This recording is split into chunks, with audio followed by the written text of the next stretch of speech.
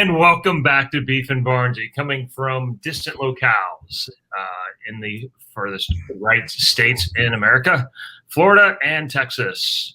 And I mean that as no pun intended. You're welcome to come. Leave your politics at home. Joined as always by my leftist friend and mouth of Europe, at least, and now the South. Beef Stew, how are you? Oh, I could never take that title from Ronnie Horton. Fair enough.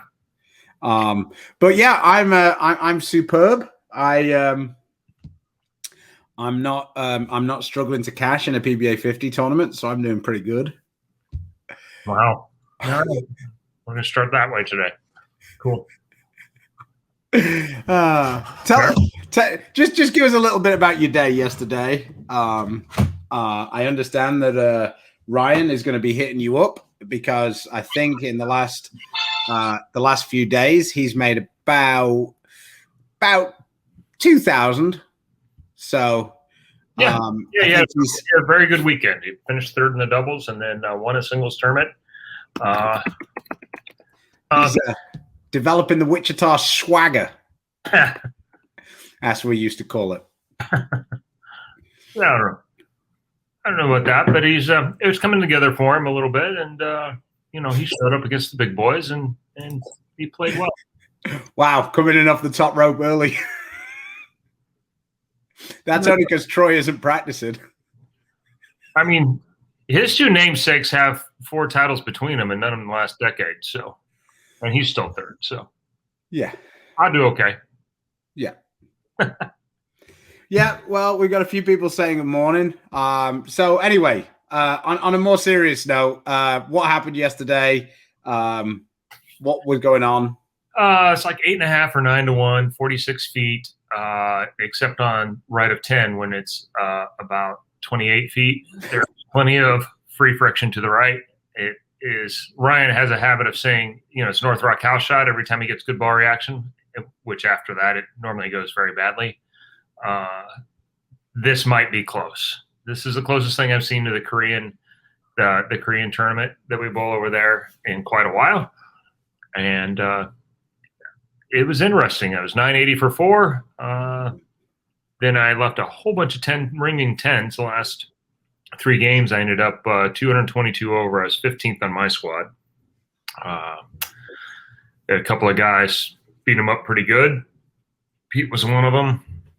Every lefty were the other ones. The lefties did really well in the second squad because they have the old kind of old school format with the no re-oil. There's no re-oil, and the difference on this tour is really actually it's so deep you really can't move real far left because it never hooks. Mm-hmm.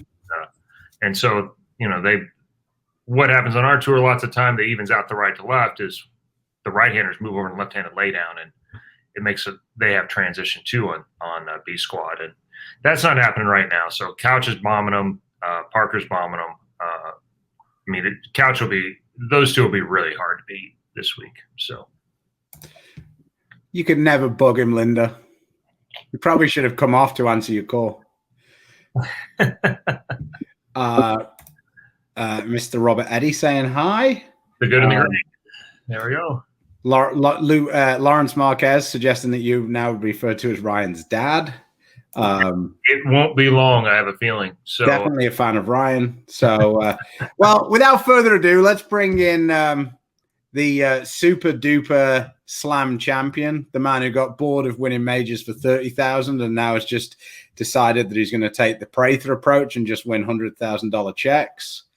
Here he is, the King of Canada. He's finally taken the mantle from Bill Rowe. He had the title for way too long. Yeah. It was time for a change. What's up, guys? Not much. Certainly not much is up with you, Frank? Another 100 G's. Yeah, it feels pretty nice. So let's cut to the real chase here. Winning a second US Open for 30,000 or winning a first Super Slam that doesn't really count for anything other than 100,000, which gave you more pleasure? different type of pleasure. Let's put it that way. I do this for a living, so the money certainly is nice. Oh, wow. You dodged that question very well. Such a politician. So, are they going to send you another $100,000 check by a FedEx, or have you finally sorted out your direct deposit now?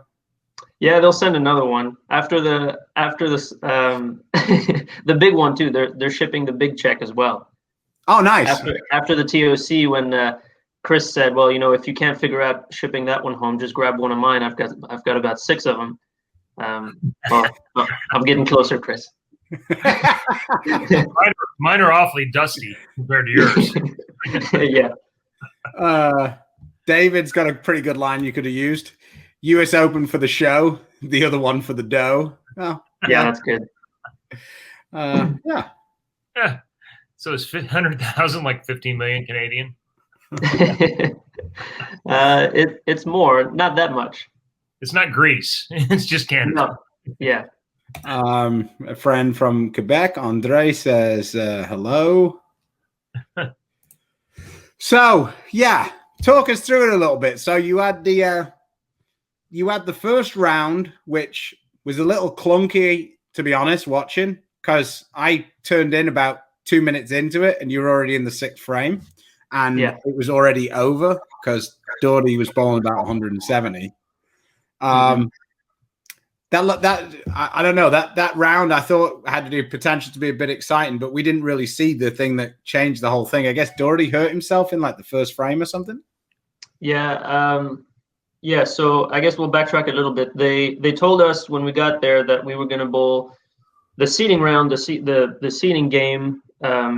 We were going to start about 20 minutes ahead of time before the show actually went live, and then the plan was to bowl the first 5 frames like we did, and the last 5, because I guess with 5 people they were afraid it was going to take too long, but we bowled pretty quickly for that entire game because most people were striking, and we didn't want to take too long, I guess. So we bowled the first 5 frames in we started at 12:10, I think, and the show went live at 12:30.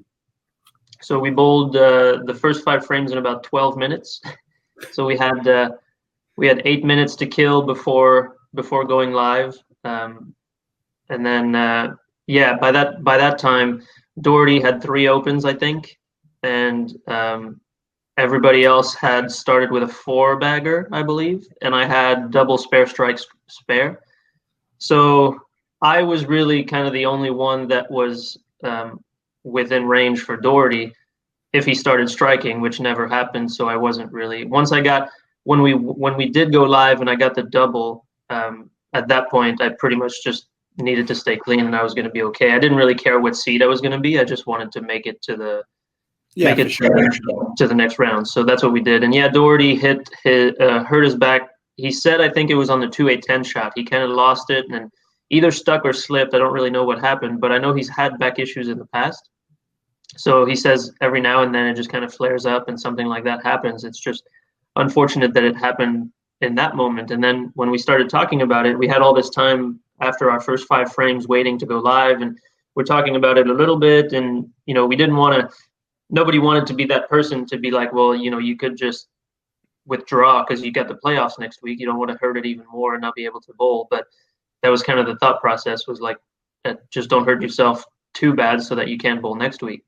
But he said he was going to be okay. He said it didn't hurt. It didn't really hurt him to bowl. It was just when he needed to bend over to pick up his ball, or even when he had to step up that 5-6 inches to step up on the approach to go bowl. That kind of hurt his lower back. So he said he was going to get some treatment on it, and hopefully he feels okay for next week. Yeah, definitely. I mean, there'd be a certain irony in the fact that he missed those tournaments in Reno to be, fit and ready to go for the Super Slam and the playoffs, and then he hurts himself the first frame of the Super Slam. That sucks, to say the least. Yeah, we all kind of felt that. I mean, you never want something to go down like that. We're all competitors and we all want to win, but it really sucks when one of the competitors isn't fit to compete normally. So talk to us a little bit about the seeding. So you were the 4th seed. When the other guy does the exact opposite of what you would have done, does that make you sit there and go, because I don't think anybody else was going to pick the left lane to finish on, except the guy you played. Yeah. Yeah, and I'm not sure. I can't really speak for him. I don't know what his thought process was, but yeah, that was definitely questionable. I think maybe he thought that because there was more hook, maybe he thought that translated to free hook, so he could actually send it right and it would hook back, because that's what it did the day before the show when we practiced on it. That lane had a spot that it always hooked from. It just became that spot just became a little bit too soon the next day with the re-oils and all that. And so then instead of always hooking off of that spot, then the balls were burning up and it wasn't doing the right thing. So yeah, like I said, I can't speak for him, but maybe he thought he was going to have free hook on that lane and he didn't, or maybe he just wanted me to finish last. I'm not really sure. I think it was that. And like, yeah. And then the other question I had was you started to struggle a little bit on that right lane. It looked like your ball was just burning up a little bit when you got it to the right. In the 10th frame, it seemed like you made the decision on your shot that missing left wasn't going to be a bad thing. It felt like you kept it in the oil a little bit more on purpose. Doherty pillared you, said that you threw a bad shot, and that's why you won. Oh, did he? What were your thoughts on that? Was your thought process about trying to keep it more in the oil rather than getting it to burn up so much? That's what it looked like to me. Yeah, because the right lane definitely had more push. We didn't really have that push on the left lane, but the right lane was fine. You could miss over your left toe, and it was going to get to the spot anyway. So that's kind of what I wanted to do, because I knew there was a shot where I opened up. I think it was earlier in the game, third or fourth. So I started. So it must have been the 4th frame where I leaked it right to try to get it to come around the corner, because I thought maybe the shot prior had, when I wrapped 10, I think maybe it was in the oil too much. So I sent it further right, and it didn't do the right thing through the pins and flat 10 or 4-pin. I can't remember. So then I thought, okay, well, I'm going to try to stay away from that hook spot once I made the ball change to the Astro, because it's a cleaner ball. It's going to retain its energy. So just keep it in the oil, and it's actually going to hook down lane and go through the pins. So that's what I did.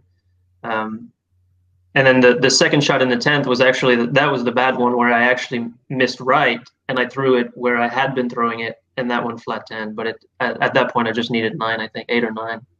Yeah, it was kind of ironic because Doherty and Randy said, "See, he finally threw he threw a good shot, and then it didn't strike." And I'm just like, I really don't think that's what he's trying to do. And I think that's the difference between being like Doherty is very committed to exactly how he plays the lanes. And I feel like his strategy works very well for him, but he has a really high rev rate. And I don't think he quite grasped what you were trying to do with the lane. So I was just fascinated to see, because he was hammering you. It's a combination of things. I think my ball roll too. My ball tends to read the mid lane harder than a lot of other people. It doesn't get through that necessarily as easily always, especially when I'm throwing the bigger balls. So if I could kind of keep it in the oil, it was just going to keep rolling and keep skidding, as opposed to facing up too soon. And well, either way, it didn't really matter because it was 10 back, and it looked good through the pins. That's all that matters. Yeah. Exactly. So then we had Kyle come on against Thomas, and Kyle looks like Kyle always looks on these events. He looked loose as a goose. He could pretty much throw it anywhere, and when he did throw it anywhere and flat 10'd, the messenger just rolled across and took it out anyway. It was very Weber Cup-ish. Yeah. He shot 279, didn't he? I think he shot 268 because he changed ball. Yeah. Oh, okay. Doherty's listed. Okay. I didn't call it correctly. Move on now. Okay, Tom, we will. I actually liked Doherty in the booth, though. He was the one who called Chris Vi out as well, which I thought was quite funny. He spent the whole game going, yeah, bet he would. I can't really understand why he wouldn't want to finish on that lane. And he almost had a strike count per frame on the right lane. He was like, yeah, pretty sure that's 4 for 4 on that lane that he didn't want to finish on. So that was pretty amusing. Yeah, so Kyle bowls through 60. Sorry, go ahead, Chris. What I gotta listen to Kyle and Doherty talk is that I don't move left often enough. Leave the 610, move left, obviously. 4-pin, move left. Wash out, move left. Throw it in the gutter, move left. I've been doing this wrong for a long time. Well, and they beat me every week, so they must be right. I was about to say their results indicate that whatever they're doing is definitely right. 100%. There you go. Maybe you can take that newfound knowledge to the PBA 50 tour.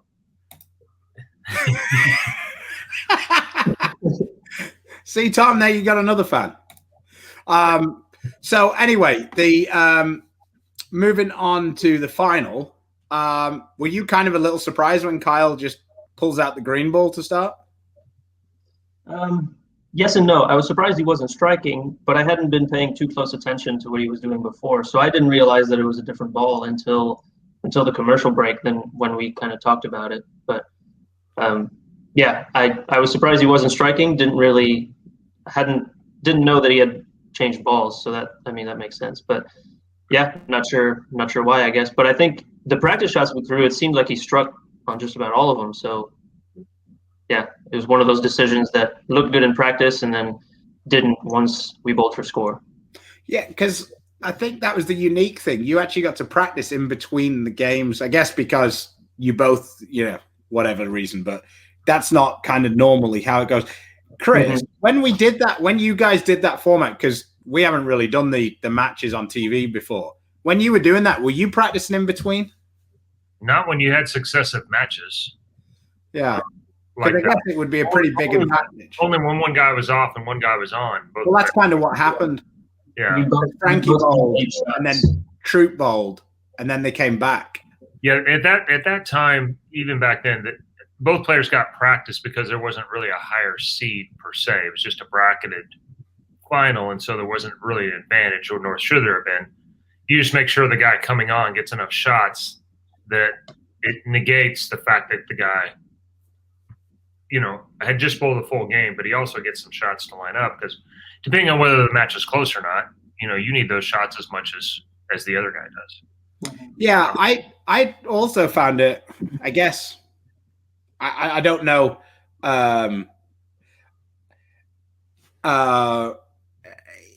whether it's better for the first seed to go straight on and bowl or whether it's more of an advantage to be on the second match because then you go straight into the final. If that makes sense. Is it better to go straight on because you want to be the number one seed? That was a bit odd as well. I always preferred to bowl the semifinal match and go in, but you did get enough practice that it kind of wasn't a big deal. And you'd already had a game on the lane, so you weren't completely foreign to what was going on. So this is pretty good response from Doherty. Obviously, Frankie plays a game I'm not familiar about. It's hard to talk about something you know nothing about. Doherty's giving us some insider info. There you go. There you go. Number one seed had the choice. Makes sense. All right. Okay. Yeah, Tom, me and Chris are in the middle, so we don't really know about either. We just take a guess on both. Yeah, that's what we do. So this is a surprising one that Lucky Larson taught me if it hooks, move left. If it doesn't move left, and slow down. I wouldn't have thought that would have been his first advice, to be honest. So, go ahead, Chris. No, go ahead. You have the playoffs coming up now. Yeah, playoffs next week. I leave Thursday for that. I believe I'm bowling the second live show, so that'll be on Sunday. Oh, okay. There's a live show on Saturday, I believe, a live show on Sunday. Then they tape the rest of the round of 16 for the next 2 weekends and also tape the round of 8 for following weekends. And then the final 4, I believe, go back for a live weekend for the finals. Man, how times have changed. Boring Frankie being chose for the live shows. Well, I think it's the seeding determined that. I don't think there was a choice. I think it just happened that Well, did it though? I don't know, Frank. You might be one of the favorites now. Two things. Who's your first victim? So what was that, sorry? Who are you bowling? Dick Allen. Okay. And second, what's it pay? I'm not sure. I want our bettors to know whether you're actually going to try or not. Yeah, I think the first round is 5. Oh no. We're just talking about the big check. Oh, it's 100,000. Yeah. Oh, okay. So you're going to go ahead and give her a go. All right. I just want Yeah. Craig says if you win the belt, it might weigh more than you.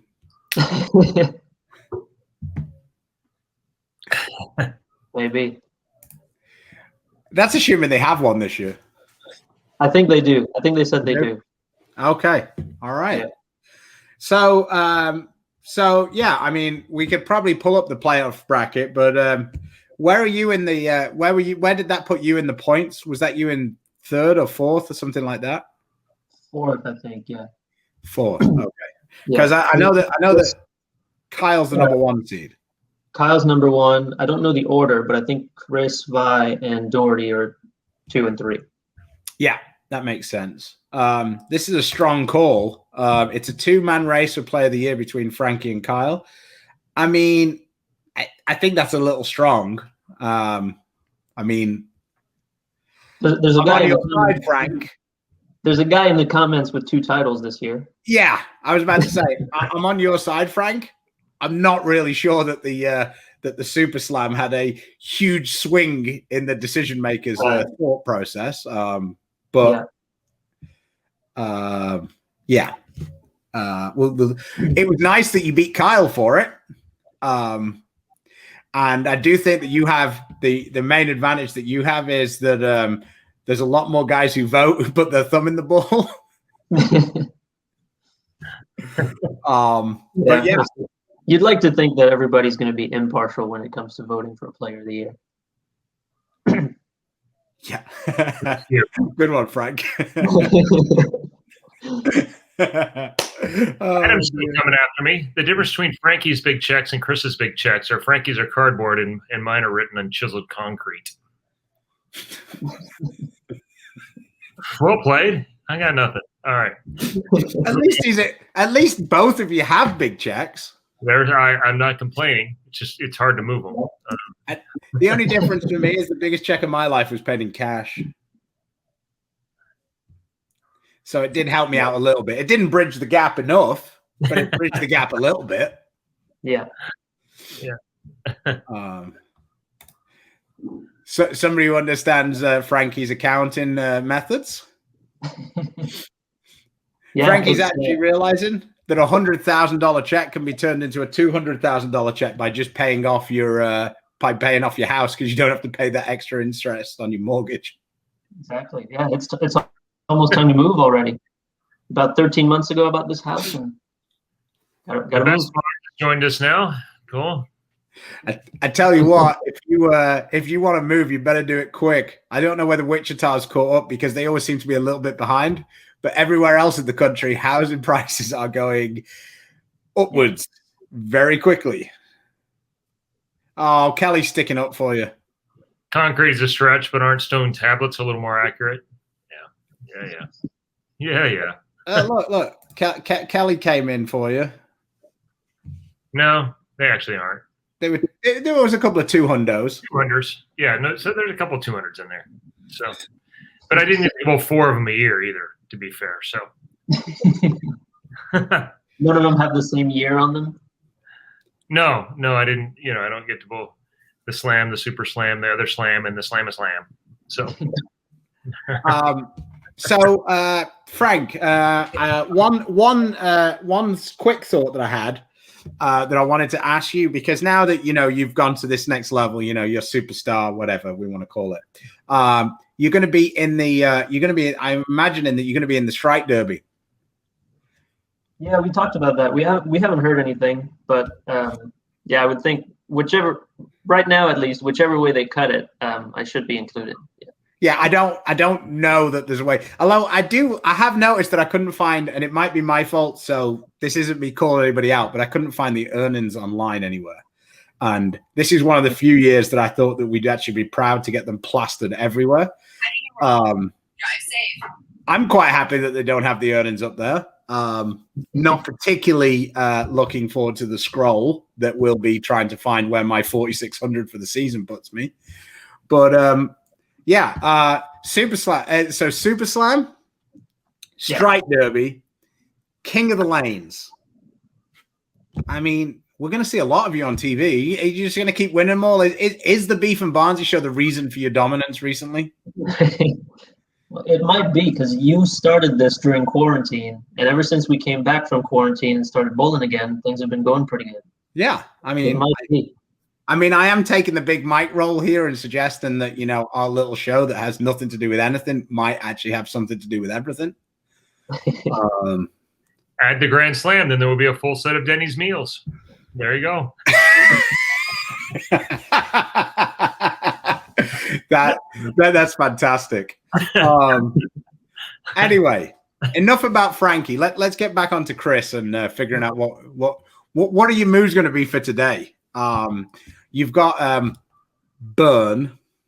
Yeah, really second arrow burn, which is really means the 9-1 is now 14-1 because of all the snowballs that have gone up between 10 and 17 now. So, yeah, and it prevents similar challenges to North Rock after like game 2. So, I think the aspect is very much in play today. We are going to be a little firmer and a little more at them and see if we can get them to hit each other for a change and maybe the ball take out the 10 occasionally instead of trying to get them to shape through them. So almost ball a try again, and the trend had the same trend. It didn't strike enough. So John Austin has taken over the lead. He's ahead of Couch. You probably know. Is John right or left-handed? I don't know. Well, he's a Texas guy, so I thought Mika's making his way up. He's bowling good today. He was 240 or 280 yesterday, so he bowled pretty good. He had one of the top blocks on the burn, so I expect him. I think 360 or so. 380 would be the big number I think to get to. Is that the rooming situation? Is the band back together? Are you rooming with Mika? No, Lane is here with him, so they're staying together. We're gonna hang out a little bit in between between here and the villages, but at Doherty, there we go. If that don't work, just throw it slower. Move left, throw it slower. And my son coming in as usual. If it's North Rock, should be easy. Of course it is. So yeah, but I'm not gonna, all right. Yeah, so it's live right now on Flow. I've actually got it going on in the background on the TV. Yeah, I mean, Johnny Petraglia has left something. I'm not even sure what he's left. I think Johnny's got he's just left the 2-6, which is a pretty unique leave. Wow. 2-6. So cracking it off it. Yeah. Which one are you referring to, Linda? I don't even feel targeted by this comment. No, that's actually what PA nicknamed me. Yeah, to be fair, I didn't snap off as many $100,000 checks, but someone skills challenge thing twice, the roll the riches twice, the USBC Clash of Champions once, and then she won it the other time by beating Sean. So I was about to say Family Bonds won that twice. Yeah, we've done okay in the gimmick events. I'm not casting stones from my glass house. It's very good. Really reminiscing in the fact that that it used to be me, and now you're the guy. So Yeah. I mean, I don't even know if Frankie could be classed as that guy because he never got invited. He finally got an invite. He didn't even get an invite. He just took his spot. Well, the Roll of Riches, then you had to win a major to get into also.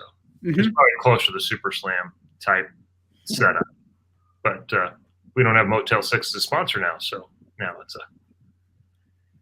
a Grand Slam or Super Slam or yeah. One of our regular list viewers. But do you have that Wii Bowling title though? No, my son wrecked me. Ryan ran me over in that a long time ago. So, we would be reminiscent. We're actually trying to keep this show a little shorter today because Chris has got to run out and bowl his second squad, and with there being no re-oil, it's a little tighter than normal. Just give us a quick rundown of what you ended up actually using on the show, because I saw that there was an X1 out for a little while, I thought. And then was it just X1 and astrophysics, or did some other balls come into play? Yeah, mostly those two. I tried to throw a hustle link on the fill shot of that seeding game that didn't look good. I tried moving right, kind of where Thomas was, but they played pretty different from practice on Saturday to the show on Sunday. So mostly the X1 and the astrophysics, yeah. So just quickly, do you think that anybody on Earth uses the hustle link more than you? Not anymore. I don't think so. No. And the more we keep going to these centers that the lanes hook a lot. So the more we do that, the more that ball's going to come into play, I think. That's the one I wanted to bring. No one wants it. No one wants to smoke. To be fair, Ryan, nobody wanted it at Plano either. Well, yeesh.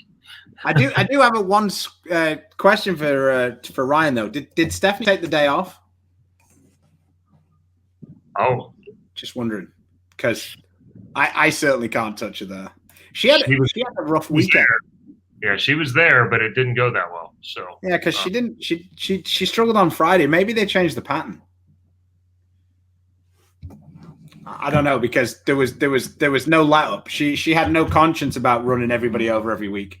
I think Tyson said he ran the numbers and she was averaging about 262 for 57 games in his Friday night tournament. Yeah, that's a lot. Modified house. Favorite pattern in the whole world. Modified house. Best ever. House pattern run on Saturday instead of Thursday. So 40 feet flat's also a modified house. It's just a lot of modifications. What modified house usually means is the hook guys can now throw it to the right and it doesn't overbounce. He said he could actually. There was a washout and there was two washouts actually in the finals. So there must have been a little bit of hang. None by hand. So.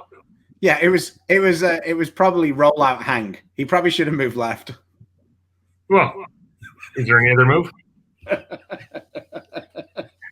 right, I'm gonna have to go. You guys can continue on if you like, but okay. All right, Chris. Well, bowl great. We will finish this show up in a minute. We'll be looking out for you. Check it out on Flow Bowling. They have got about 7 or 8 pairs, I think, covered. So you should be able to find the majority of Chris's bowling. Although they have quite a lot of players this week. Is it 156 or something? Yeah, it's a lot. Yeah. So we need to stop embarrassing ourselves on the national tour. We need to get people to turn out in those droves when we have open events. But yeah. All right, Chris. All good. Congratulations, Frankie. Good luck at the playoff. We don't talk to you before then. Yeah. Good luck to you. Peace. Bye. Thanks. Bye. So, what's your current favorite ball, Frank? Man, I have been using that hustle link quite a bit lately. The astrophysics is always astrophysics and phase 2 have been probably the 2 favorites for the longest. But that hustle link lately has been pretty good. You actually use that. You don't really use that the way most people would use it, though, do you? Like it's like kind of in people's perception, that hustle link is like for when the lanes are like dry and you want to like, and the other balls you can't get them up the lane. But you kind of use that to kind of fit it in and create a lot of hold. It feels like.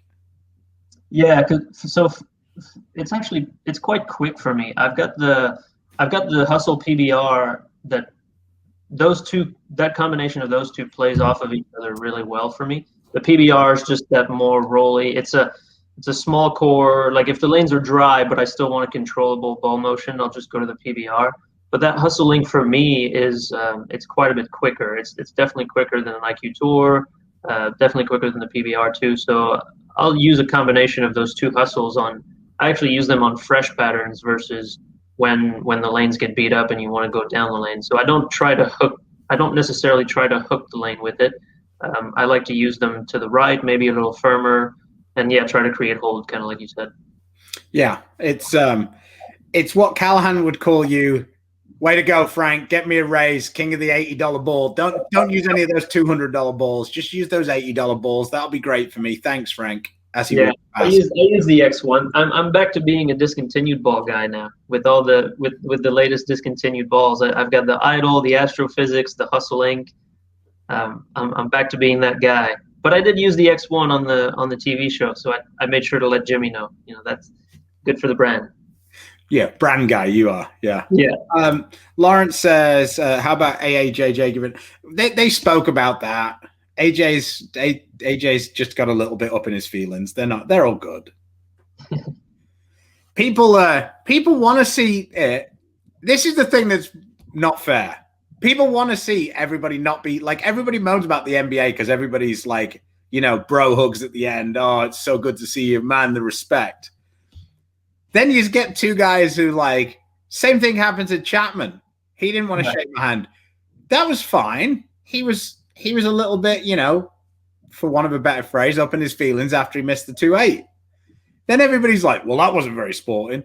You can't have it both ways. I'm not saying that you are, Lawrence. I'm just saying in general, people get like that. It's like, I'd like it if we never shook hands and everybody hated each other. That'd be much more fun. Yeah, I don't mind that. I was ready to trash talk last week, but I had some lines ready if I got some lucky breaks, but I just don't get lucky. So no, you just strike. I mean, no, come on. I mean, I guess you just use your lucky breaks differently. You had a lucky break in that the number 1 seed decided to not finish on the lane he struck every shot. Then you had another lucky break where the guy who had the 260 ball reaction decided to change balls. Change ball. I did get a lucky strike when I made the ball change against Chris in the 8th. That one on the right lane. That one was a bit lucky. So somebody asked me. I'm telling you, it's not very friendly. Just because he's quiet doesn't mean he's a good person. It's not suited for Big Fox. They don't like the swear words. No. I think I was quiet enough, but when I missed that 10 pin, I definitely let out an FFS. But I think it was quiet enough that nobody picked up on it. Yeah, it wasn't like Ildemaro. No, definitely not. And actually, if the commentators, because I'm not very loud to begin with, and if the commentators are talking while I'm saying something in the mic, they won't pick it up.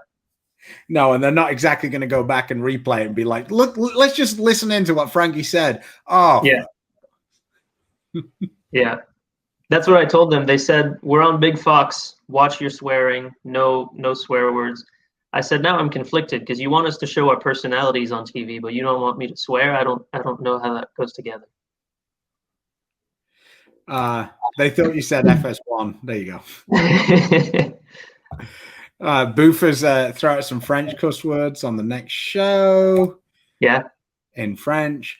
I feel like swearing just doesn't seem to come off quite as well as it does in English. Like, I feel like the English really perfected swearing. Yeah, it's pretty good. I'm a big fan. Yeah. Oh God, here we go. Let off the few, you have the money. Yeah, but he's going to pay off the house. All right. Also, there's two things that happened that probably didn't get picked up. After I missed the 10 pin, the FFS, and then when I came back off this shot, the next shot on the left lane, I grabbed my towel and threw it on the chair. But I'm assuming that by that point they were already focused on Chris about to go bowl. So yeah, nobody can tell. I do get angry, but nobody seems to see it. Well, they don't want to create that narrative. Exactly. There you go. One of my friends from Phoenix, Allison, saying you have a colorful vocabulary. Yeah, not being able to say that last word is one of them. So a couple of people asked me how I got on at state tournament. Well, how's this? I went 0 for 42 in bracket finals. Yikes. Yeah, that was super sweet. In the morning, I went 260, 240, 2-0 handicap brackets. I shoot 40 pins under my average. I'm not supposed to win any of them. Didn't. Then in the afternoon, I went nice start to doubles. 258, 268, 169.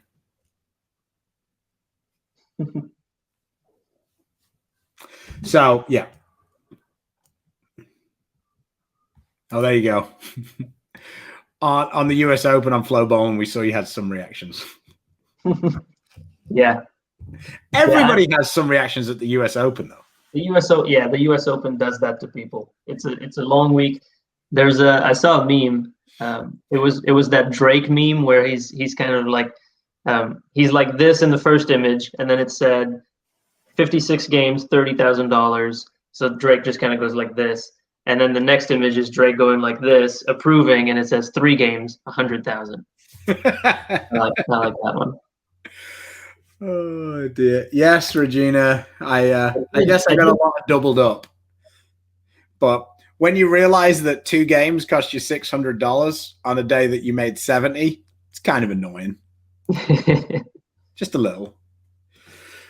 All right, Frank. To the US Open, I did have a good moment. I don't know if you saw that. No, because you might have seen it. I don't know, but I did have a moment at the US Open when I was struggling a little bit, and there was one lane that I really couldn't figure out, and I came back, and the lane didn't make sense to me at all, and I've got the 2 stacked chamois, and I had those 2, and I grabbed them and just threw them in the air to the back. I mean, the ceiling's pretty high. I might have reached it. They flew, and I think Damon picked him up and never gave him back to me. But little did he know, without talking to each other, I had both Jimmy and Timmy run to the back and bring me some new chamois. So I lost 2 and ended up with 3. So I gained a chamois in the process. That was pretty nice. We were pretty sure that was going to end up in a fine, but it didn't seem to. Oh, so you did see it? Yeah, I didn't necessarily see it. I saw Damon walking off with the chamois, and then Timmy was like, "There's no way Frankie's getting away with that one." I thought it was going to get fined too. But he never gave him back to me. But little did he know, I got some more chamois, and we got a whole stash back there. I could do this all day. Just keep confiscating them. Yeah. Did you? But you did get a fine at the US Open. Not in the end. I didn't in the end. Oh, I worked that one off. Okay. They put me to work. They put me to work scorekeeping. I was the alternate. So for people watching, I was the alternate at the U.S. Open for match play. I finished 25th, first spot out for match play.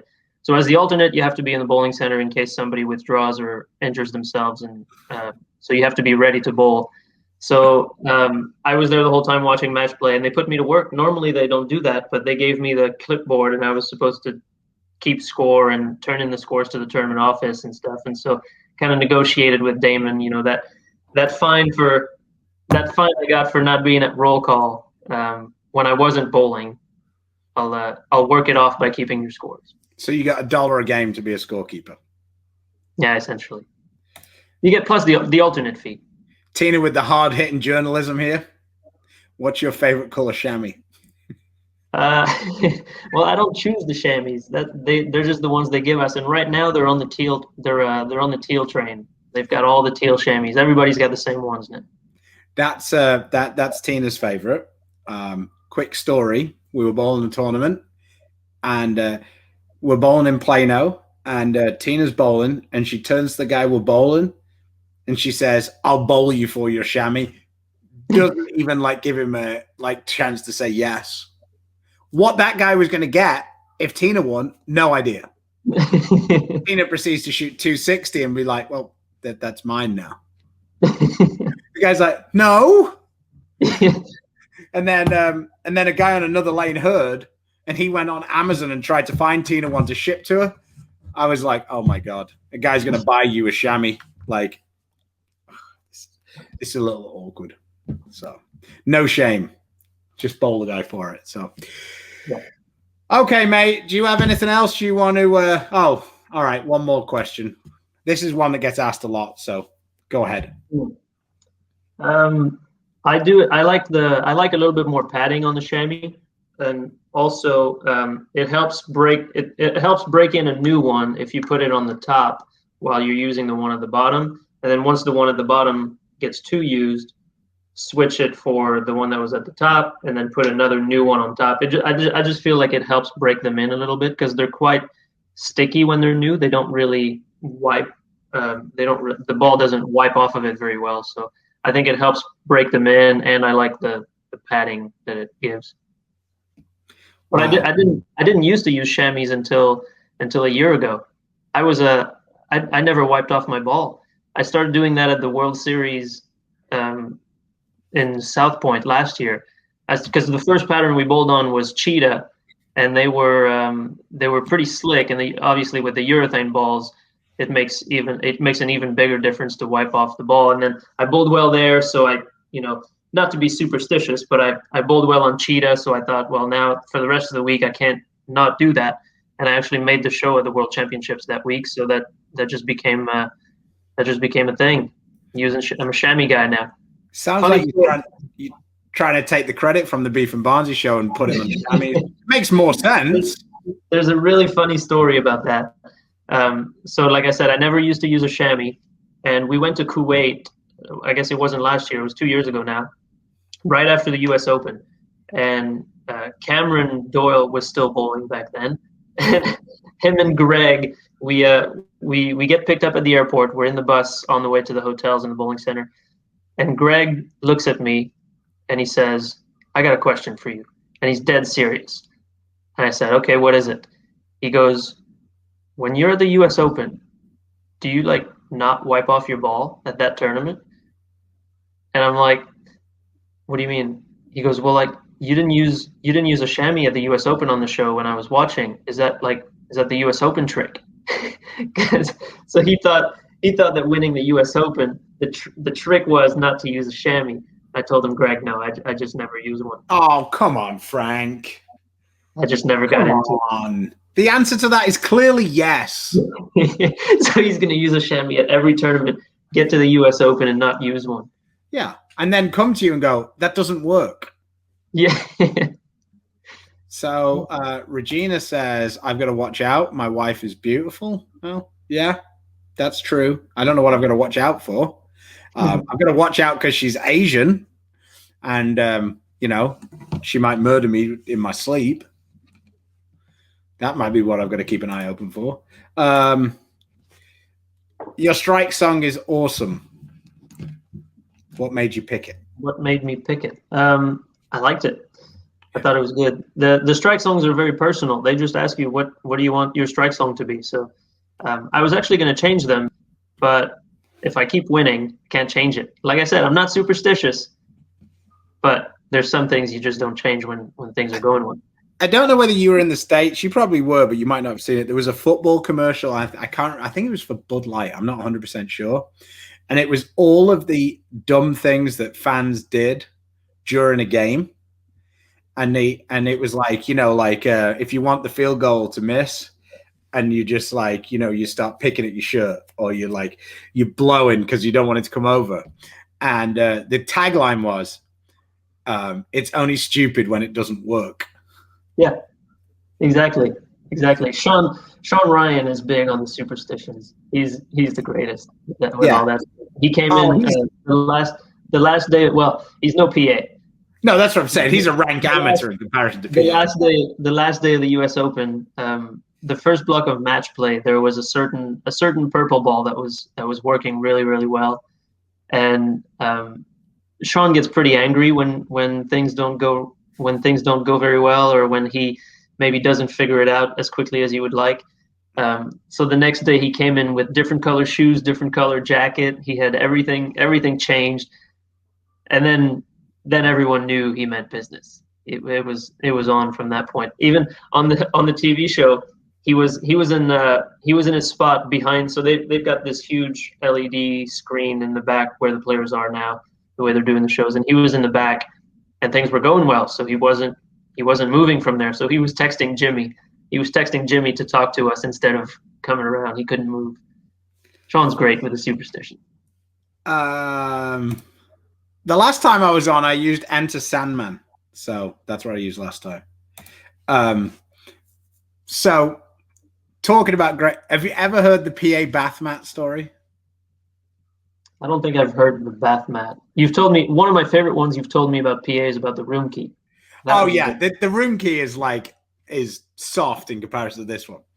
So PA says to me, he goes, "Mom, I didn't bowl very well." He goes, "Mom, I can tell you why. Didn't put the bath mat down right." What are you on about? He goes, "Mom, bath mat label has to be down. Label has to be down and tucked underneath." He goes, "I've made the mistake before of leaving it, out the label." Didn't bowl. So anyway, we're staying in this hotel. It was like a double tree or whatever, but it was similar to the hotel we stayed in for the TOC. It was like a double tree. It was nice, but it was like an older one. Yeah. So PA comes out with this bath mat, right? And he goes, Bagger, I need your help. And he holds it up to the light and he goes, "I don't know which way to put it." There's no tag. So he stood in his boxer shorts, and this thing is a little older, so the tags, and we literally stood looking at it for a couple of minutes. I go, "Mop, I really think that there is where the tag was." And he goes, I think you're right, Mop. He goes, "We're gonna go with it." So he puts it down, right? Whatever. We go out and we bowl, and he bowled pretty good. So we're on the way back, and he goes, "Good call on the bath mat, Mop." He's the greatest. It's for a guy who was so fantastic. Like some of the things that he got caught up in were just amazing. Like parking spots, golf clubs, room keys. Yeah. And it was brilliant because he just throw it into the conversation just casually, like it was a normal thing. Yeah. That's what we do. But okay. I will I guess I should thank our sponsors. See, when Chris isn't here, I can't get this done. So if you get a chance, please support our sponsors: Storm, Rotogrip, 900 Global, Vice, Turbo, Coolwick, 3G Shoes, Master, Bowler's Mart, and Mark Baker Bowling. And for Frankie, that Buttons Pro Shop. So we will see you later. I'm not quite sure what we're going to do Thursday. Oh, Tina, Black Cat's Mop. I'm not quite sure what we're going to do Thursday. Chris has a prior engagement, so I might be doing it solo. Next Tuesday, I believe we're going to have our product show back.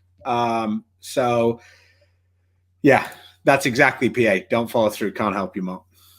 So, all right. Thanks, guys. We will see you either Thursday or next week. So take care. Have a nice weekend. Thanks, Frank. Good luck in the playoffs. We'll be watching. FS1, right? I believe so. I think the final four are on Big Fox, but the rounds leading up to it are FS1.